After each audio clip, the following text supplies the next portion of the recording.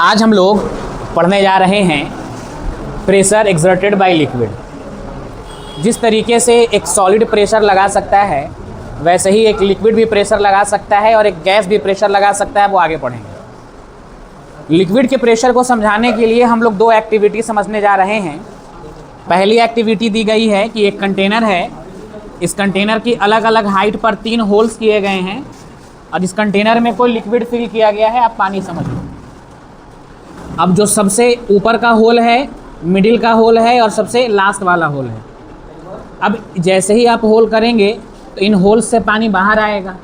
आपको क्या लगता है सबसे ज़्यादा दूर पानी किस वाले होल से जाएगा? जाहिर सी बात है।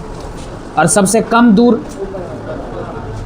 इसका जवाब ढूंढना है। चलिए, अच्छा एक बात बताइएगा, प्रेशर का फॉर्मूला आप क्या पढ़े हैं? तो बताइएगा कि ये जो तीनों होल्स हैं, इन तीनों होल्स में एरिया पे डिपेंड कर रहा है? बोलिए, नहीं कर रहा है। इस होल के पास जितना एरिया है, इस होल के पास भी, इस होल के पास भी एरिया से कोई मतलब? यूनिफॉर्म शेप का आपका कंटेनर है ना, लेकिन फोर्स पर डिपेंड करेगा। चलिए, अच्छा एक बात बताइएगा, इस होल से के ऊपर इतना पानी है नहीं है, और इस होल के ऊपर इतना पानी है, और इस होल के ऊपर इतना पानी है। अब आप बताइएगा कि इतना ज़्यादा पानी, इतना पानी और इतना पानी, तो किस वाले होल में ज़्यादा पानी का फोर्स नीचे लगेगा? मतलब कि सर ई वाले होल में इतना पानी का वजन डाउनवर्ड लग रहा है तो फोर्स ज़्यादा है, और आपको पढ़ाया गया है जहाँ पर फोर्स ज़्यादा होगा वहाँ। अरे बात समझ में आ रही है?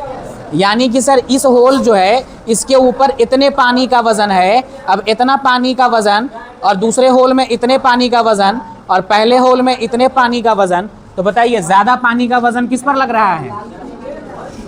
तो फोर्स ज़्यादा, और फोर्स ज़्यादा तो समझ में आ गया? कोई परेशानी? इसमें एक कॉन्सेप्ट समझ में आया कि सर लिक्विड प्रेशर जो है ना वो डेप्थ पर डिपेंड करता है, गहराई पर।